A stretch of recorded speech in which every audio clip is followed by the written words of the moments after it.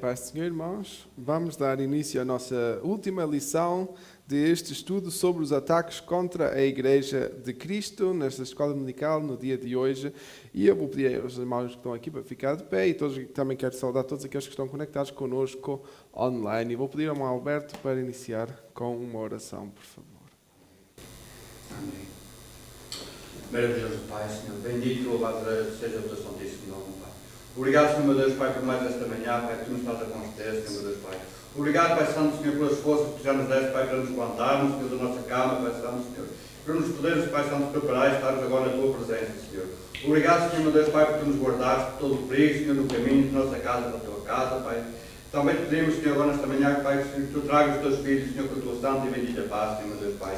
Te pedimos, Pai Santo, Senhor, que tu vais falando no coração dos teus filhos, Senhor, que ainda estão indecisos, Senhor, meu Deus, Pai, em chegar à tua casa, Senhor, meu Deus, Pai, que vais tocando, Pai, no coração de cada um, Santo Deus, Pai.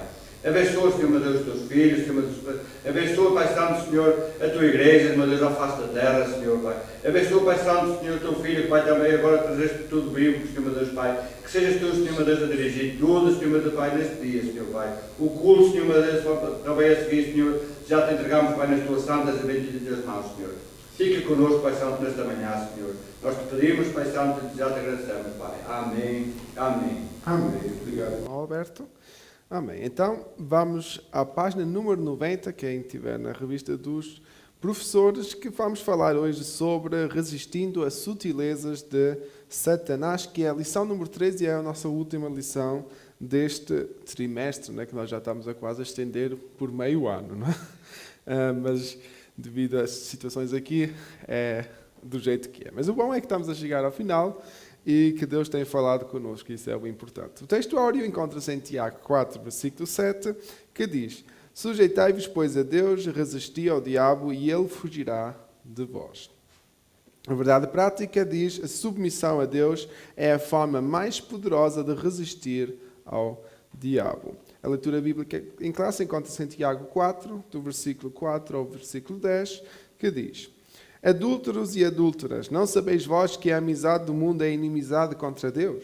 Portanto, qualquer que quiser ser amigo do mundo constitui-se inimigo de Deus. E cuidais vós que em vão, diz a Escritura, o Espírito que em nós habita tem ciúmes? Antes dá maior graça, portanto, diz: Deus resiste aos soberbos, dá porém graça aos humildes. Sujeitai-vos, pois, a Deus, resisti ao diabo e ele fugirá de vós. Chegai-vos a Deus e ele se chegará a vós. Limpai as mãos, pecadores, e vós, de duplo ânimo, purificai o coração. Senti as vossas misérias e lamentai e chorei. Convertam-se os vossos risos em pranto e o vosso gozo em tristeza. Humilhai-vos perante o Senhor e Ele vos exaltará. Amém? Este texto é interessante no aspecto que parece que aqui Tiago, o apóstolo Tiago, estava a rogar uma praga, não é? Mas que não é a verdade. Quando aqui Tiago diz que nós devemos de sentir as nossas misérias, que nós devemos de chorar em vez de estar em alegria, ele se refere a que nós devemos de reconhecer que nós falhamos. E quando nós reconhecemos, porque o grande problema na nossa sociedade é que nós muitas vezes podemos estar a viver uma vida aparentemente alegre, mas a nossa vida não está de conformidade com Deus, não está de agrado para Deus. E isso é que o apóstolo aqui nos quer dizer, que nós devemos de reconhecer que nós estamos indo para o caminho errado. E isso deve nos fazer triste. Nós não devemos estar contentes com a vida de desgraças que nós estamos a levar, não é? Porque nós temos uma vida perfeita que Deus planeou para nós e essa nós devemos de buscar. Amém, paz do Senhor, irmã Paula e família. Estamos na página 92 agora. Amém? A introdução diz: observemos em lições anteriores como a igreja genuinamente evangélica está sob ataque do inimigo. Por meio de várias sutilezas, o diabo tem procurado de todas as formas desviar a igreja do seu propósito e missão para a qual foi formada. Infelizmente, o que se observa em muitos círculos ditos cristãos é um evangelho diluído em que há pouca ou quase nada de essência cristã. Em vez disso, há muita mistura. Nesta lição, veremos como a igreja pode resistir às sutilezas de Satanás. Para isso, veremos que a Igreja só será vitoriosa na guerra contra o adversário se centralizar a vida de seus membros no Cristo ressuscitado. Da mesma forma, é imprescindível que tenha as Escrituras como fundamento de sua fé e prática e buscar uma vida cheia do Espírito. Por último, é mostrado que nenhum cristão sairá vitorioso nessa guerra se não possuir forte compromisso com a Igreja local. A Deus toda a glória. Amém? Então, esta última lição praticamente vai ser o resumo dos últimos 12 assuntos que nós falamos, em que vamos reunir todos os assuntos que nós falamos, que de verdade foram muitos, não? Começámos com as sutilezas contra a Igreja de Cristo, contra a banalização da graça, a imoralidade sexual, a normalização do divórcio, o materialismo e do ateísmo, as ideologias contrárias à família, a relativização da Bíblia, o enfraquecimento da identidade pentecostal, o movimento dos desigrejados, a prática da mordomia cristã, mídias sociais, espiritualidade holística. Isso tudo são estratégias que o inimigo tem levantado contra a Igreja e hoje vamos nós resumir isso e vamos perceber o que é que devemos de fazer para não cair nessas estratégias que o inimigo tem levantado contra a Igreja, porque nós só temos um caminho a ir e é seguir o caminho da salvação que vem através de Jesus, que ele diz que ele é o caminho, a verdade e a vida, como nós falámos na semana passada. Então, é esse caminho que nós temos que seguir. Vamos ao primeiro tópico, que diz comprometimento com uma vida centrada em Cristo. Ponto 1. Cristo como Salvador, ou o Salvador. Escrevendo à igreja de Corinto, o apóstolo Paulo diz: porque nada me propus saber entre vós, senão a Jesus Cristo. 1 Coríntios 2, versículo 2. Cristo era o centro da mensagem de Paulo. Da mesma forma, Pedro disse: e em nenhum outro há salvação. Atos 4, 12. Cristo também era o centro da mensagem do apóstolo Pedro. Cristo era o centro da mensagem apostólica e de todos os cristãos. E, descendo Filipe à cidade de Samaria, lhe pregava a Cristo. Atos 8:5. As Escrituras são bem claras. Não há outro Salvador fora de Jesus Cristo. Não há exceções. Quando um cristão ou igreja esfria ou se afasta da fé, Cristo é logo tirado do centro. Outras formas de culto, filosofias e ideologias passam a ganhar espaço quando Cristo deixa de ser o centro da vida. Isso é algo importante. Nós temos que perceber que Cristo é o nosso Salvador. Jesus é o nosso Salvador. Por isso é que nós dizemos, para aceitar Jesus, que nós devemos reconhecer como Senhor e Salvador, ok? E nós vamos já falar sobre o termo Senhor, o que é que isso significa, mas é essencial. Se nós, como igreja, não temos Cristo como centro, né? Se Jesus não for de verdade o centro nas nossas vidas, nós temos um grande problema. Porque nós vamos começar a centralizar as nossas vidas, nós vamos ter o foco, pode ser em alguma literatura, nós podemos ter um foco em algum cantor, nós podemos ter o foco em algum pregador, mas o nosso foco não é Cristo. Nós, quando estamos aqui, quando os irmãos olham para mim, vocês não podem olhar para mim, a paz do Senhor, irmã Rosália, bem-vinda, não podem olhar para mim como o vosso Salvador, que eu não sou. Eu sou tão falho como vocês. Não?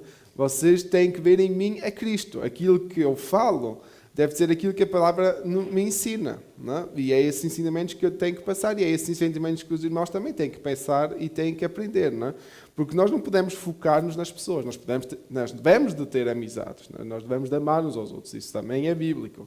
Mas o nosso foco nunca pode ser as pessoas, o nosso foco nunca pode ser as coisas materiais, o nosso foco não pode ser aquilo que o mundo oferece, porque senão nós vamos cair. Não? Pode haver filósofos muito bons, pode haver teólogos muito bons, pode haver pregadores muito bons, mas se eles não pregarem aquilo que é a essência, que é Cristo, tudo o que eles estão a fazer é em vão. Não é? E eu não estou a dizer isso para julgá-los, eu estou a dizer isso para nós termos cuidado com as coisas que nós podemos consumir. Não é? Segundo ponto, Cristo, o Senhor. Se, por um lado, a Igreja não deve esquecer-se de proclamar Cristo como o único Salvador, por outro, jamais deve esquecer-se de que Ele é o único Senhor. Quem recebe a Cristo como Salvador deve andar na fé, tendo Ele como Senhor. Ser discípulo de Cristo é tê-lo como Senhor.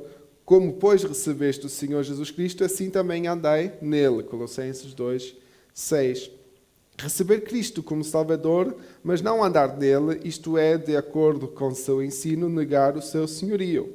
A falta de reconhecer o senhorio de Cristo é a causa do fracasso na fé de muitos cristãos. A sutileza do diabo está no fato de dizer que você pode viver uma coisa sem a outra. Em outras palavras, você pode ser salvo independentemente da forma ou maneira com que vive ou como vive, não é? Isso é completamente absurdo. Nós não podemos ser salvos de qualquer jeito. Quando nós adquirimos a salvação, a Bíblia nos ensina que é o Espírito Santo que nos vai convencer. Não é? Só o Espírito Santo é que nos pode colocar em nós o desejo de nós declararmos que Jesus é o nosso Senhor e Salvador. Não é? Ele é que nos vai convencer, Salvador. Ele é que nos vai convencer. Mas quando nós tentamos mudar as coisas, quando nós tentamos colocar o foco em nós e não colocar não colocar Jesus como nosso senhorio, as coisas podem piorar. Não é? As coisas não podem, vão piorar. Não é? As coisas não podem funcionar desse jeito. Eu não sei se os irmãos gostam de ver futebol, eu sei que só está aqui o irmão Alberto, os homens têm mais esse costume. Não é? Nós tivemos um caso na nossa seleção portuguesa que é um bom exemplo para isto. Não é?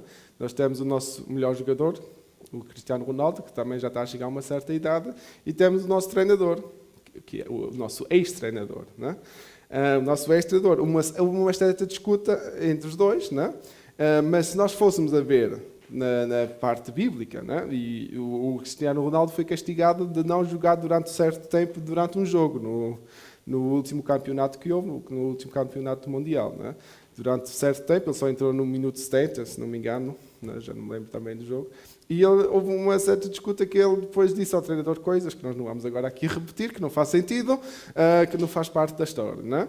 Mas se nós percebemos que ele devia de ter um certo respeito para com o seu treinador, mesmo ele sendo um bom jogador e talvez até ter uma certa estratégia ou ter certas ideias, não vou dizer que não, porque ele era um bom jogador, e é, mas ele tem que respeitar aquele que é superior a ele. E nós, como igreja, se não respeitarmos aquele que é superior a nós, que é Jesus, o que é que nós estamos a fazer? Não é? O que é que nós estamos a fazer? Infelizmente, no mundo, o que aconteceu, os irmãos acompanharam, quem teve que sair foi o treinador. E às vezes o que acontece na igreja é que nós, para podermos viver a vida que nós queremos, nós expulsamos a Cristo da igreja.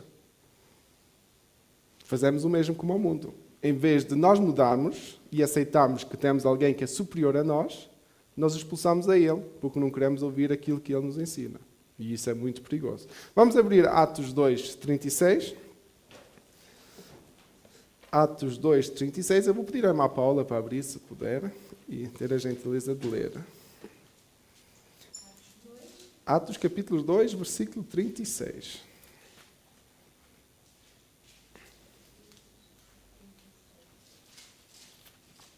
Assim diz a palavra do Senhor. Deus ressuscitou a este Jesus do que todos nós somos testemunhas. Atos capítulo 2, versículo 36. Há 36. Eu li 32. Então, saiba, pois, com certeza, toda a casa de Israel, que este Jesus, a quem vós crucificais, Deus o fez Senhor e Cristo. Amém. Obrigado, irmã Paula. Então, que Jesus é nosso Senhor e Cristo. Né? Quando nós dizemos, nós às vezes pensamos que Jesus Cristo é como se Jesus fosse o nome de família e Cristo fosse o nome dos pais, que não tem nada a ver. Cristo quer dizer Messias, ok? Cristo quer dizer que Ele é o nosso Salvador. O Messias é o Salvador. Então, Jesus é nosso Senhor e é o nosso Cristo, Ele é o nosso Salvador. Amém? Então, nós percebemos que isso pertence junto. E até, se nós formos a Romanos, vamos abrir juntos. Romanos 10.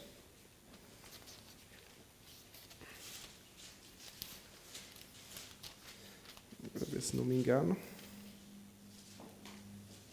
O versículo 9 e o versículo 10 é o texto que nós usamos quando alguém se converte, né? Que é aquilo que a Bíblia nos ensina. Romanos 10, versículo 9 e 10. Talvez alguém pode ler. Sim, amado, pode ler. É saber se com a tua boca confessares ao Senhor Jesus e em teu coração creres que Deus o ressuscitou dos mortos, será salvo. Visto que com o coração se crê para a justiça e com a boca se faz confissão para a salvação. Amém? Esse é o texto que nós usamos quando alguém aceita o Senhor Jesus, né? Que nós devemos confessar com a nossa boca, né? Porque como diz aqui, porque visto que com o coração se crê para a justiça e com a boca se faz confissão para a salvação. Aquilo que está no nosso coração é aquilo que vai sair, por isso é aquilo que eu estava a dizer antes. Nós só podemos dizer que Jesus é o nosso Senhor e Salvador com a nossa boca audível para que todos saibam, se o Espírito Santo colocar em nós essa convicção. E isso é essencial. O nosso coração tem que estar alinhado com a vontade de Deus. Porque senão nós vamos simplesmente seguir aquilo que Provérbios diz. Que diz que o nosso coração é corrompido. Nós não podemos seguir ao coração, mas aqui a Bíblia nos está a dizer que nós devemos de dizer com todo o nosso coração. Nós devemos amar a Deus com todo o nosso coração. Foi também o que Jesus disse. Então é essencial que nós deixemos que Deus transforme o nosso coração. Amém? E então, Ele se torna nosso Senhor e Salvador, Jesus Cristo. Segundo tópico, comprometimento com as Escrituras.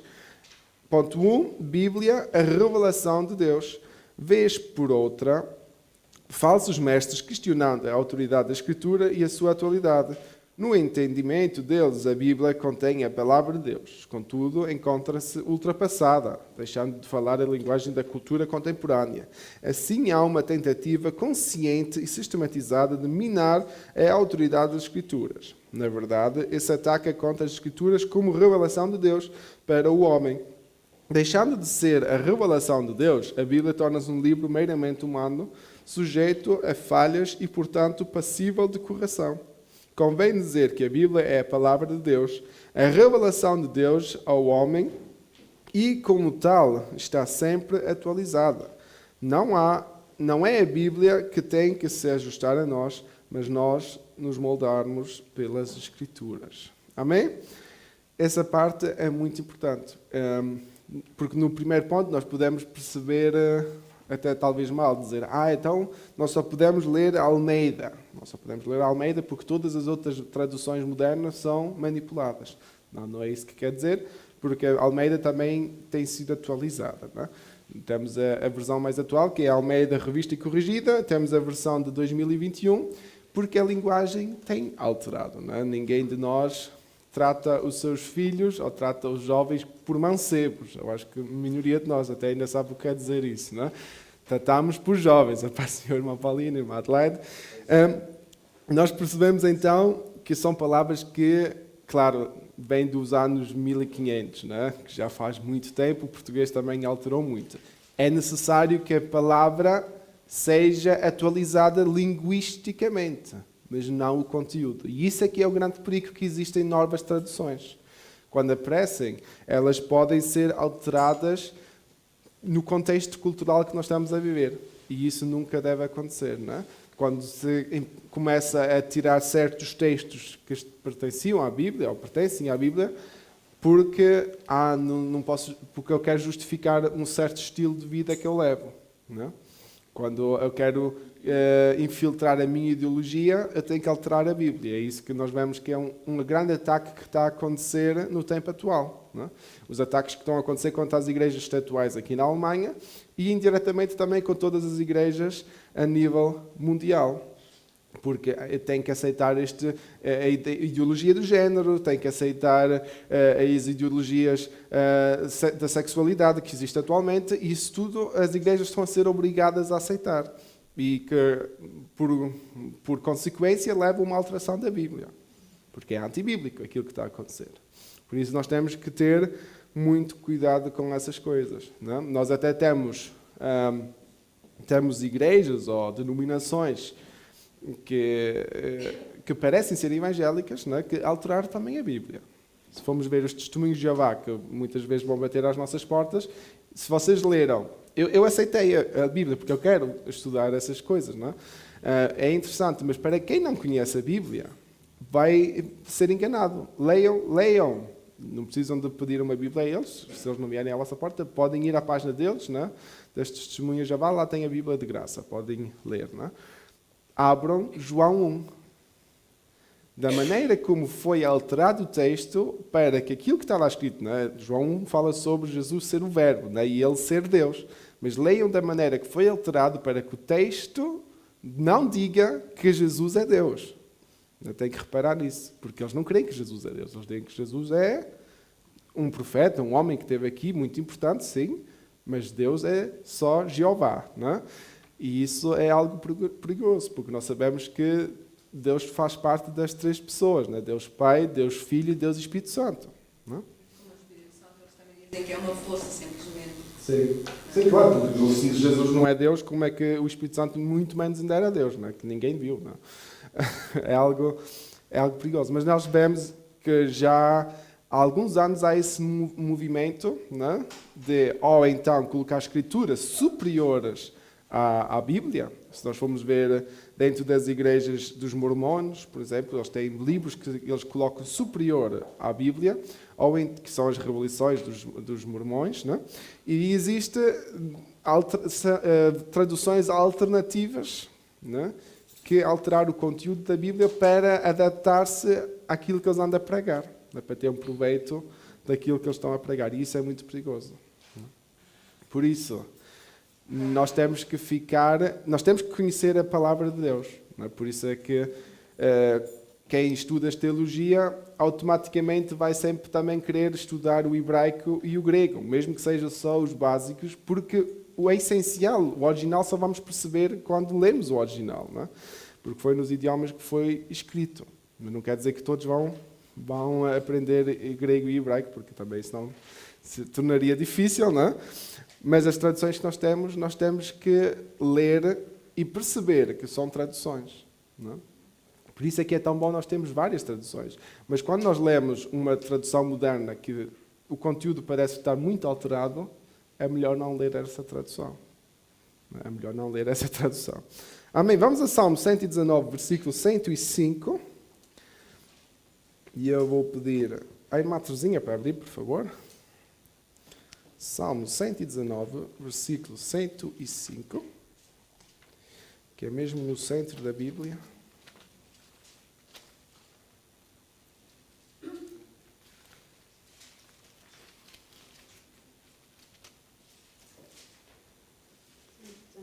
Cento e 19, versículo 105. O capítulo mais longo da Bíblia.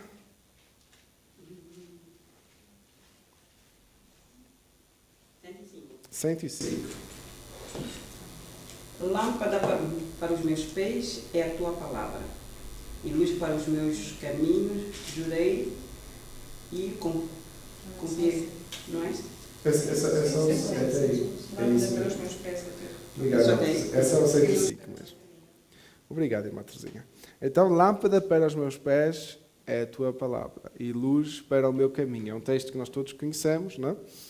E, de verdade, é a palavra que nos deve de dirigir.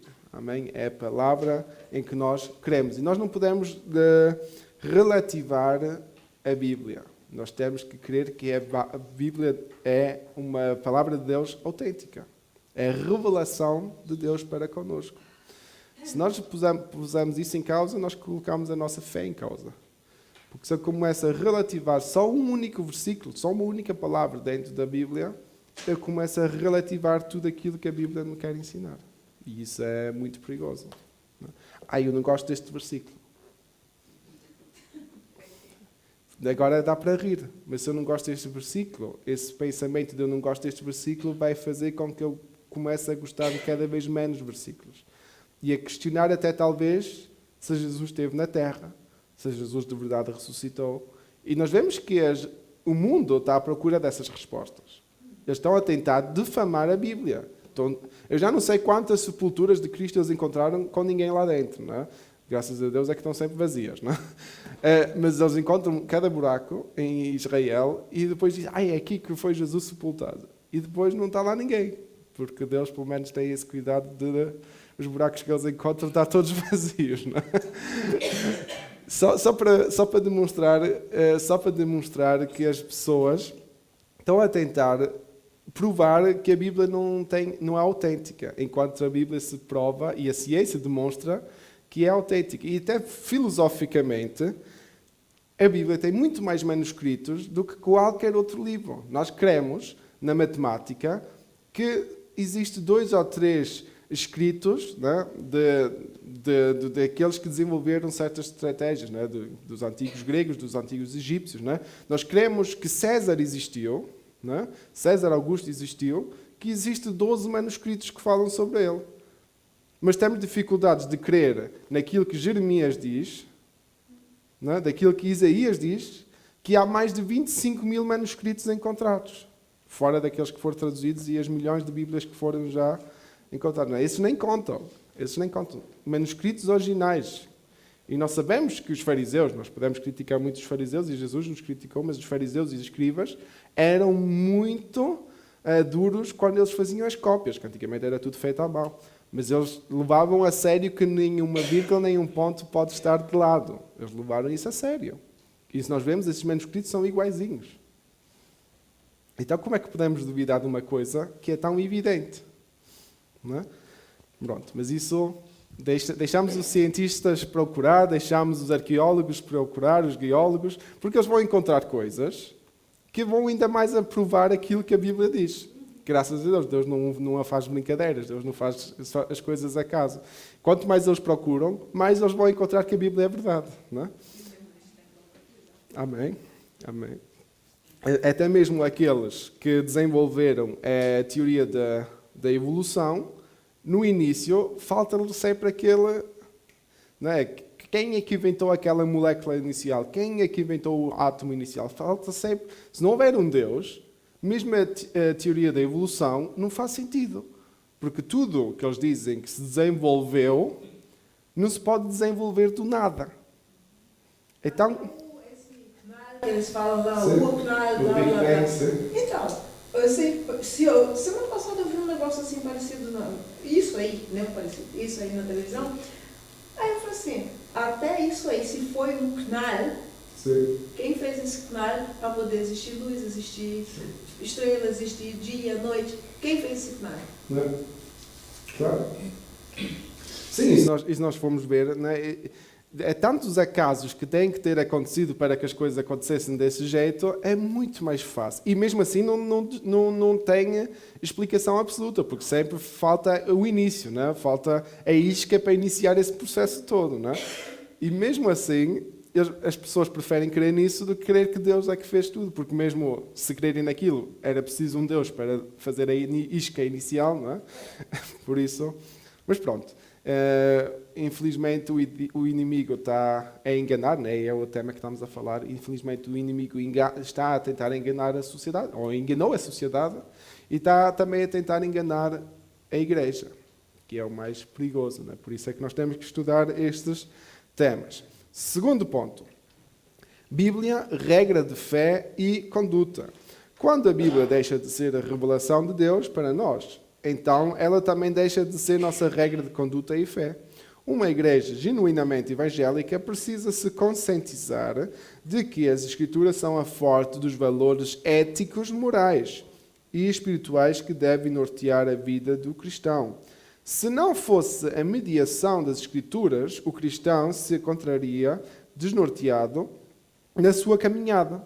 Como saberíamos, por exemplo, dos malefícios ou prejuízos da idolatria, se as Sagradas Escrituras não orientassem sobre eles. Da mesma forma, como saberíamos que o adultério, o divórcio, a ideologia de género, etc., são práticas danosas que corroem e destroem o modelo de família idealizado por Deus? Somente por intermédio da Bíblia temos orientações seguras e precisas sobre isso.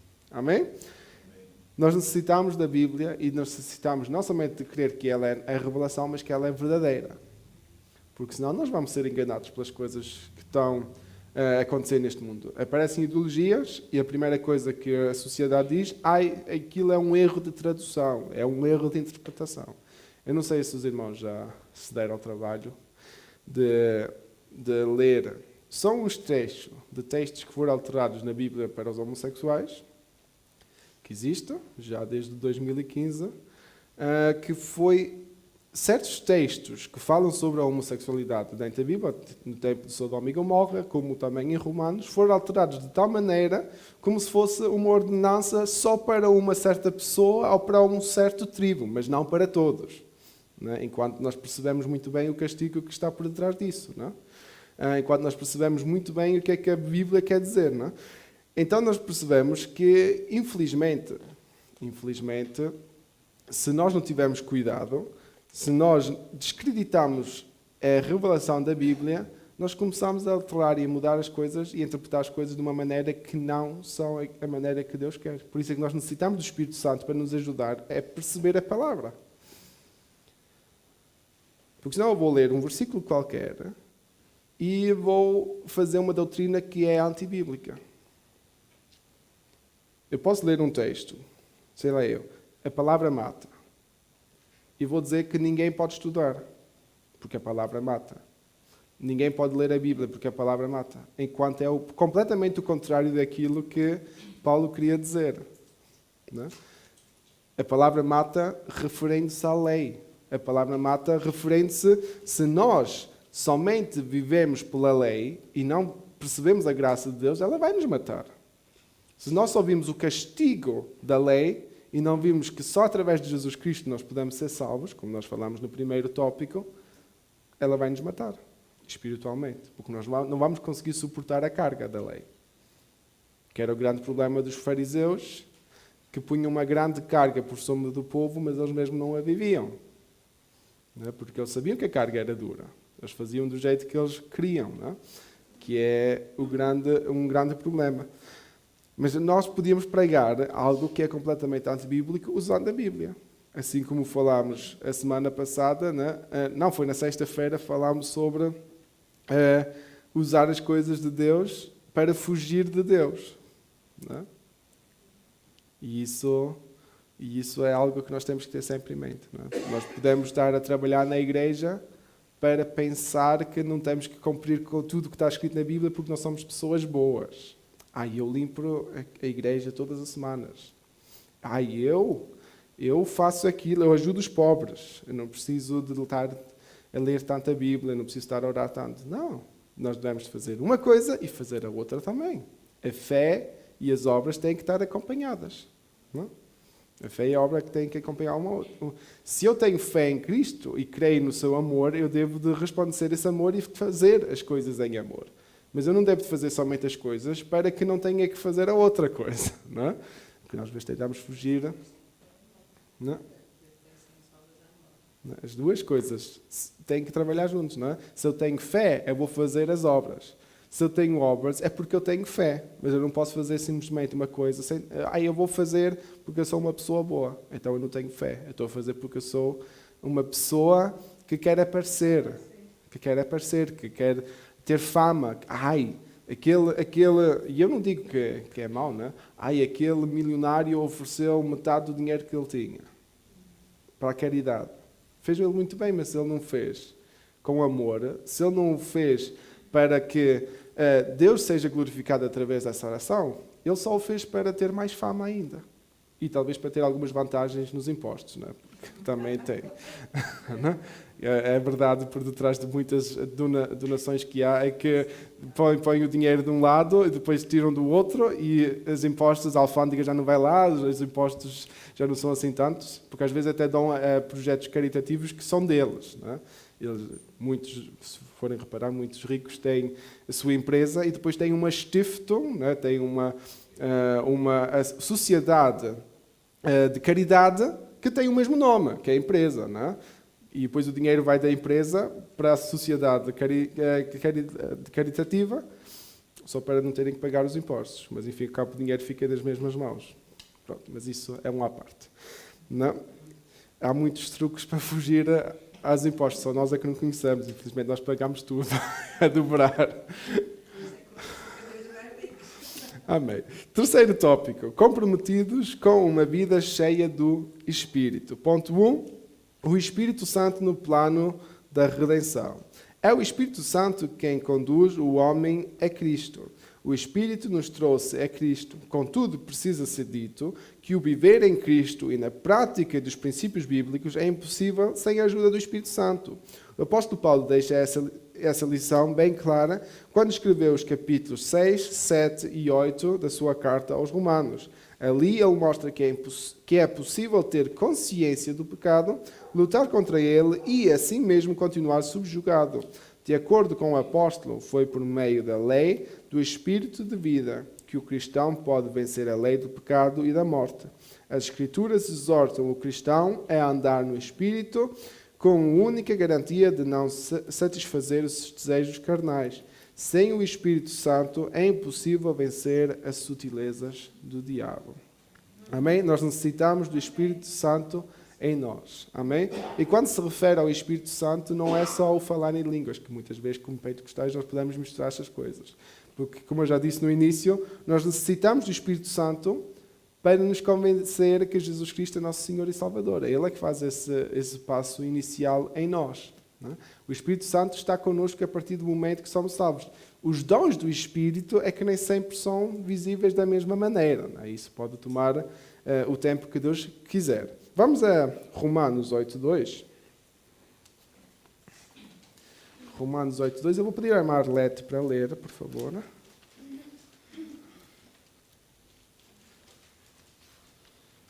Romanos capítulo 8, versículo 2.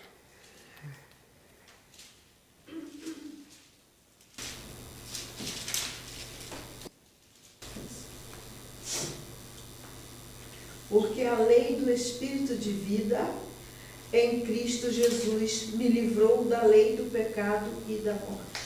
Amém. Obrigado, Marlete. E se nós até fôssemos ler também o versículo 1, diz: porque agora nenhuma condenação há para os que estão em Cristo Jesus, que não andam segundo a carne, mas segundo o Espírito. Amém?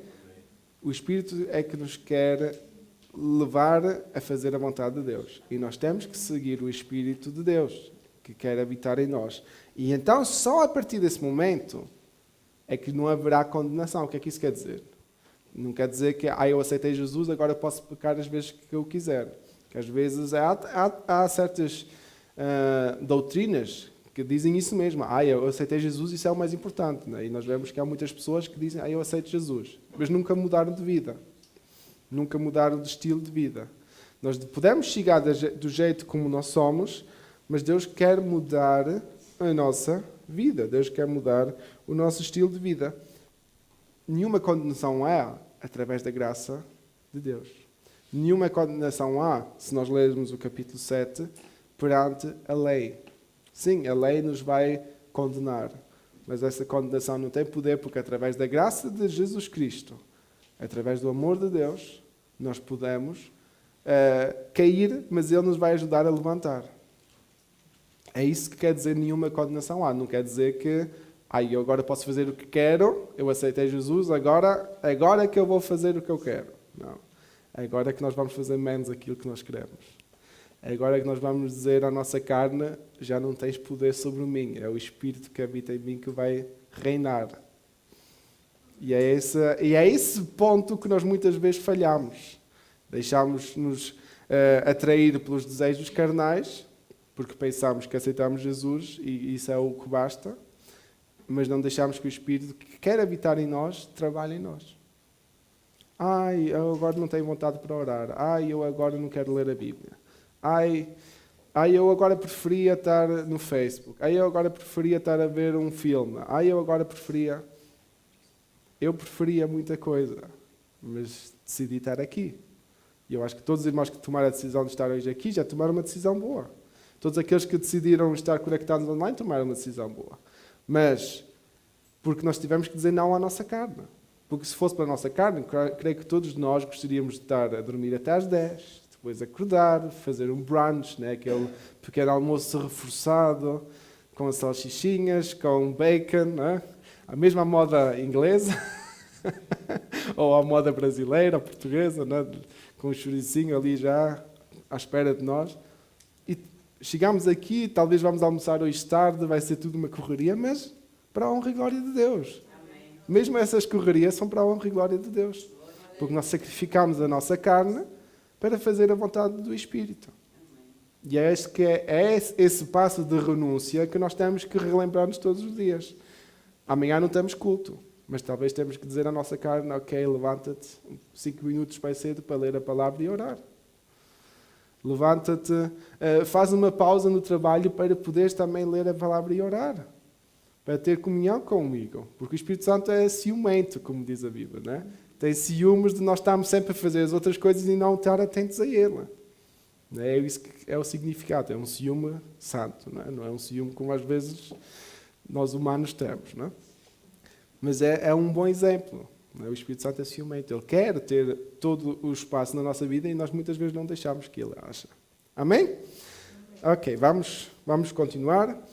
A vida cheia do Espírito é o segundo ponto. Há uma obra do Espírito no interior do cristão que o santifica para Deus. Podemos dizer que essa é uma obra consagradora do Espírito. Fomos purificados do pecado pelo sangue de Cristo e temos o Espírito Santo presente em nós, que nos permite viver uma vida santa em um mundo de impurezas. Essa capacitação para a santidade permite ao cristão viver uma vida cheia do Espírito diante de um mundo hostil. Contudo, há também uma obra capacitadora do Espírito Santo. Essa capacitação diz respeito à habilitação do crente para ser uma testemunha eficaz de Cristo no mundo, bem como viver vitorioso no Espírito. Amém? Quem estiver aqui ontem no culto dos homens, nós falámos sobre a sabedoria vinda de Deus. É isso que o Espírito Santo nos quer fazer connosco. Ele quer nos capacitar. Não é? Capacitar, a palavra capacitar significa nós recebermos ou sermos preparados para algo que nós antes não conseguíamos fazer. Não é? E a capacitação que o Espírito Santo nos dá é nós podermos viver uma vida espiritualmente saudável, uma vida emocionalmente saudável, uma vida que agrada a Deus do jeito como Ele quer, porque Ele nos dá essa capacitação. Nós não podíamos, não é? Todos nós tivemos uma capacitação na nossa vida, mais do que uma. Tivemos a capacitação que os nossos pais nos ensinaram, as coisas que os pais nos ensinaram. Tivemos a escola, que é uma capacitação. Tivemos a escola de condução, para termos a carteira ou a carta de condução. Isso é uma capacitação. Se não tivermos a capacitação da escola de condução, não podemos conduzir. Não é? Ninguém pode pegar num carro sem ter a licença para pegar no carro. Não é? Então necessitamos dessa capacitação. E o Espírito Santo faz o mesmo connosco. Ele quer nos capacitar para podermos pegar na Bíblia e perceber a Bíblia. É como os apóstolos, ou os discípulos, quando estavam com Jesus. Eles estavam com Jesus não perceberam nada. Eles estavam com Jesus não estavam a perceber nada daquilo que ele estava a dizer. Ao ponto de, quando Jesus morreu na cruz, depois de ele ter dito mais do que 1000 vezes que ele ia ressuscitar, eles voltaram a pescar. Em vez de estar à espera por Cristo. Em vez de estar à espera daquilo que Jesus tinha prometido que ia acontecer. Nós fomos ver quem ia ter com Jesus no terceiro dia foram as mulheres, não foram os homens. As mulheres estavam mais atentas nesse aspecto, não é? E até hoje. Infelizmente os homens têm que acordar às vezes, mais um bocadinho, temos que estar mais atentos, não é? Porque a tendência nossa é de nós não ouvirmos aquilo que Deus nos está a dizer. Não seguimos aquilo que o Espírito Santo quer que nós sigamos. E é algo que nós temos que lutar. É a nossa luta espiritual a cada dia. Fazer a vontade de Deus e não fazer a vontade das trevas. Não é? E da nossa carne, que nos vai levar às trevas. Não é? Nós podemos... Não estou a dizer que o diabo está em todas as coisas, não é? Mas quando nós seguimos os desejos da nossa carne, é que a nossa carne nos vai puxar a seguir aquilo que o mundo oferece. E o mundo é guiado pelo inimigo. É essa a luta espiritual que nós temos contra as trevas. Amém? Quarto tópico, comprometimento com a igreja local.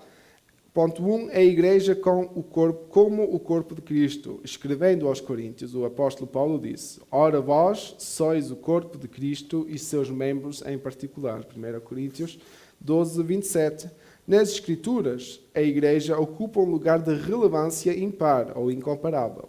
Fica sempre em destaque a igreja como um corpo, ou seja, uma expressão de sua dimensão coletiva. Nesse sentido, o aspecto local da igreja também fica enfatizado. na metáfora dita por Paulo no capítulo 12 de sua primeira carta aos Coríntios, fica evidente que assim como um membro do corpo humano separado deste perde sua utilidade de forma a Igreja. Da mesma forma, a Igreja. É por isso que não existe cristão legítimo fora da esfera da Igreja como corpo de Cristo. A própria palavra desigrejados torna-se um termo impróprio, uma forma de descrever uma anomalia espiritual. Nós, como Igreja, temos que pertencer à Igreja. Nós, como corpo, não podemos decidir já não fazer parte do corpo. Não é? Se algum dos nossos órgãos parar de funcionar, o restante do corpo vai sofrer. E um dedo, sem estar conectado à mão, não tem função. Se nós perdermos o dedo e colocarmos aqui, ele não se vai continuar a mexer. Ele vai perder a função. Por isso, nós, como membros do corpo, temos que fazer parte do corpo. Não podemos decidir, eu quero fazer isto e ele quer fazer isto. Não é? Se este dedo não quiser trabalhar com este, eu nunca mais vou pegar em nada. E é esse o grande problema da Igreja. Se um correr para a esquerda, o outro correr para a direita, nós podemos evangelizar o que quisermos. Que essa anomalia vai ser visível. Essa anomalia vai ser visível. Porque um vai pregar uma coisa, o outro vai pregar outra. Um vai dizer uma coisa, o outro vai dizer outra. Um vai dizer eu creio nisto, o outro diz que eu creio naquilo. Enquanto nós devíamos ter todos a mesma crença, a mesma fé. Porque a Bíblia é a mesma. Não quer dizer que vamos ter sempre a mesma opinião. Paulo e Pedro são o melhor exemplo disso. Não? Mas que nós temos que ter uma doutrina única, porque é baseada na mesma palavra que vem de Deus, isso sim. Somos guiados pelo mesmo Espírito. E isso deve nos unir. Por isso nós não podemos aceitar quando alguém diz, claro, não vamos confrontar as pessoas, não vamos dizer, pronto, mas também... Não. A pessoa, se não quer vir à igreja, é decisão dela. É decisão da pessoa. Nós devemos continuar a orar por elas.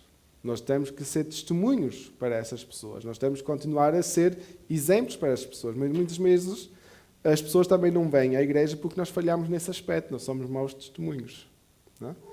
Porque nós pregamos, falamos uma coisa e não fazemos aquilo que nós falamos. E isso é muito perigoso. Porque se nós formos ouvir aquilo que a sociedade muitas vezes diz sobre as igrejas em geral, eles talvez até têm, algumas coisas eles tenham razão. Porque o mau testemunho foi colocado pelos humanos. Porque eles não percebem que nós continuamos a ser humanos, não é? E muitas vezes nós também não percebemos. Eu fui à igreja e fui tratado tão mal. Ninguém me cumprimentou. Nós falhamos como irmãos. Irmãos, eu não estou a dizer, acho que nada de novo, mas muitas vezes nós ficamos tão tristes porque, eu fui àquela igreja e ninguém olhou para mim, ninguém me cumprimentou, ninguém me notou. Eu fui aos Estados Unidos, como já disse, uma igreja com mais de 800 membros, certeza que estavam lá. Ninguém me cumprimentou. Porque até é quase impossível. Eu, se chegasse lá com a expectativa, vão-me cumprimentar, vão fazer como aqui, vão-me chamar à frente, olha, aquele ano. Eles nem sabem quem é que são os membros com tanta gente lá. Não funciona do mesmo jeito como nós estamos acostumados. Nós não podemos ficar chocados por causa dessas coisas. É impossível. Até se eu tivesse que cumprimentar a 5 mil pessoas que às vezes estão lá, eu perdia 3 horas, tinha chegado muito mais cedo. Por isso, irmãos, nós temos que aceitar que a igreja é desse jeito. E isso é que a sociedade muitas vezes não percebe. Não é? Que nós não fazemos as coisas por mal. Nós fazemos as coisas porque nós também somos humanos e falhamos. Não é?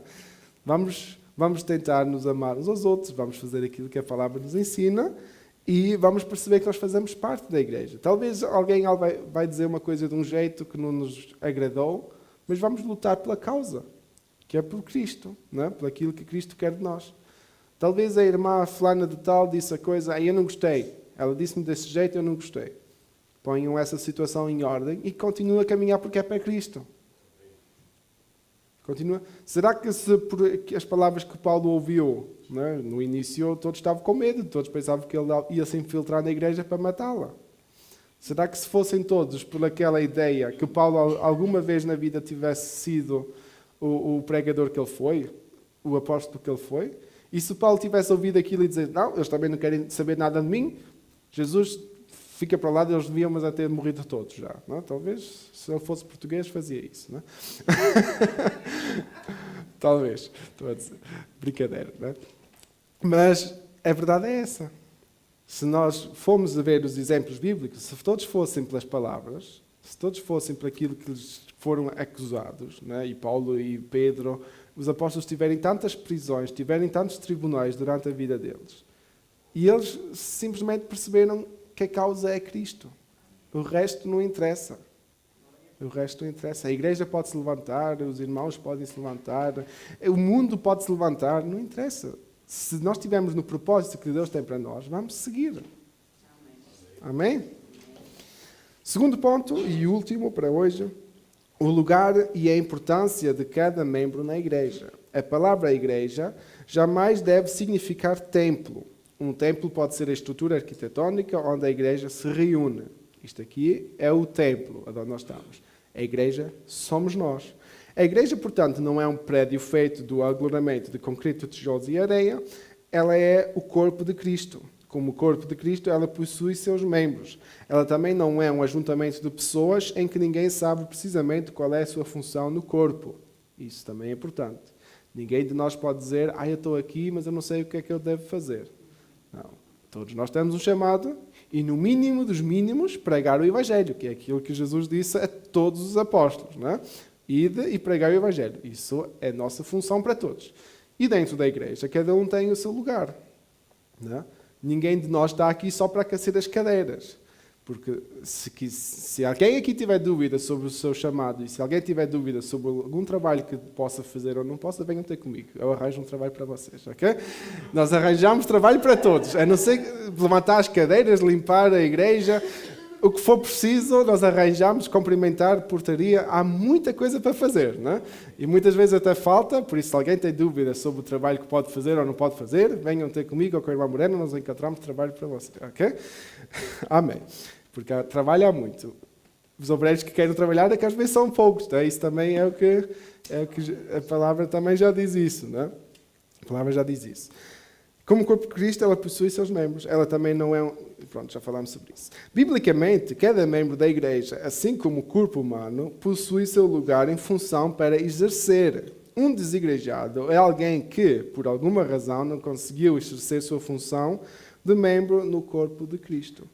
E isso é um ponto que não devemos chegar. Pensar que nós não temos lugar na igreja X, nem na igreja Y, que não existe, só existe uma igreja de Cristo, mas só para dizer, da forma como nós costumamos dizer, e depois dizer, eu faço os meus cultos em casa. Eu tenho os meus momentos devocionais com Deus em casa e é o que basta. Mas no interior deles está uma mágoa, talvez do lugar onde eles estiveram. Está uma mágoa porque não se sentiram aceitos. Isso também é uma grande falha de nós como igreja, porque nós não podemos deixar ninguém despercebido. Não é? Talvez no início, nas primeiras vezes, claro, dentro da nossa comunidade é um bocadinho diferente, nós somos uma igreja pequena. Por isso é que eu tenho um bocado o exemplo dos Estados Unidos, onde eu estive, quando a igreja é muito grande. Não é? Eu não me senti mal recebido lá, não é o que eu estou a dizer. Mas não houve aquele momento de apresentar os visitantes, nem nada, porque não dava aquilo lá. De certeza eu não era o único que era novo naquele dia. Não dava. Não é? Por isso nós temos que arranjar outros meios. Não é? Temos que ter uma portaria que dá um cumprimento, uma saudação. Nós temos que ter um momento de ter um café juntos após o culto, para aí podemos ter interação com as pessoas. E que as pessoas possam sentir-se não só parte de Cristo, mas parte da igreja de Cristo. Não é? Porque nós não podemos só estar conectados com a cabeça e ser todos corpo. Só é um corpo. Só é um corpo. Então nós temos que fazer parte do corpo de Cristo. E aqui o auxílio para o professor diz algo muito interessante, que é o ministério à igreja. O ministério à igreja inclui o compartilhar da igreja divina. Só temos a dinâmica daquela vida à medida que permanecemos nele e continuarmos repassando a sua vida uns aos outros dentro do corpo. Esse processo de edificação é descrito por Paulo como relacionamento de mútua confiança. Pertencemos uns aos outros, precisamos uns dos outros, afetamos uns aos outros. Vamos repetir. Pertencemos uns aos outros, precisamos uns aos outros e afetamos uns aos outros. Isso é muito importante. Quando nós percebemos isso desse jeito, que de verdade nós estamos todos interligados, nós sendo igreja, nós sendo corpo de Cristo, nós não somos mais, já não vivo só eu. Cristo vive em mim. Então, se Cristo vive em mim e nós cremos todos no mesmo Cristo, nós trabalhamos juntos. Nós trabalhamos juntos, nós pertencemos um ao outro. Se alguém está mal, nós temos que cuidar daquele que está mal. Se alguém está bem, nós vamos celebrar com aquele que está bem. Né? E assim nós vamos apoiar uns aos outros. Se eu não posso estar, a mim não pode ser igual que alguém esteja doente na igreja. Eu não posso fazer de conta, aquele não vem é porque ele não quer. Né? E vou ignorar isso. Não. Nós temos que tentar descobrir as razões, nós temos que tentar apoiar essa pessoa, exortar essa pessoa de maneira amorosa, né? Porque senão o corpo fica cada vez mais fraco. Né? Uma mão começa a ficar sem os dedos. E depois, mesmo sendo uma mão, temos ainda a palma da mão, sem os dedos já não tem a sua função. Né? E nós não queremos ser uma igreja deficiente, um corpo deficiente. Nós queremos ser um corpo perfeito porque nosso Deus é perfeito. Amém? E Ele nos chamou para a santidade, Ele nos chamou para seres perfeitos. Né? Então nós temos que suportar-nos uns aos outros. Essa mútua confiança inclui abnegação para ajudarmos e suprir as necessidades uns aos outros. Nós não somos um clube social, mas sim um exército que exige mútua cooperação e solicitude ao enfrentarmos o mundo, negarmos a carne e resistirmos ao diabo, que é um trecho do livro Uma Perspectiva Pentecostal. Amém? Assim chegamos ao fim deste trimestre. Vamos à conclusão que diz: chegamos ao final desta lição e do trimestre. Neste propósito foi mostrar os ataques sutis de Satanás contra a igreja e destacar estratégias para o povo de Deus permanecer firme na resistência contra o adversário. Sabemos que os dias são difíceis, mas o Espírito Santo é o guia e o auxiliador da igreja. Amém? Vamos continuar a procurar a presença do Espírito Santo nas nossas vidas, vamos continuar a apoiar-nos uns aos outros naquilo que for possível. Deus também nunca nos chamou para fazer mais do que aquilo que nós podemos, porque quem faz o impossível é Deus. Amém? Nós simplesmente temos de fazer a nossa parte e Ele fará o restante. Amém? Na próxima lição, se Deus permitir, e se os correios também permitirem, nós já vamos começar o nosso novo trimestre, ok? E a nova lição vamos falar sobre os relacionamentos na família. Vai ser um tema muito importante. E nós vamos começar com a lição número 1, que diz quando a família age por conta própria. Um tema muito interessante. E vamos então aprofundar na área da família, que é algo muito importante. Nós estamos a ver que é algo que o inimigo também está a atacar ultimamente cada vez mais. E por isso eu achei muito bom esse trimestre que vamos agora iniciar e eu creio que vai ser uma bênção para cada um de nós. Amém?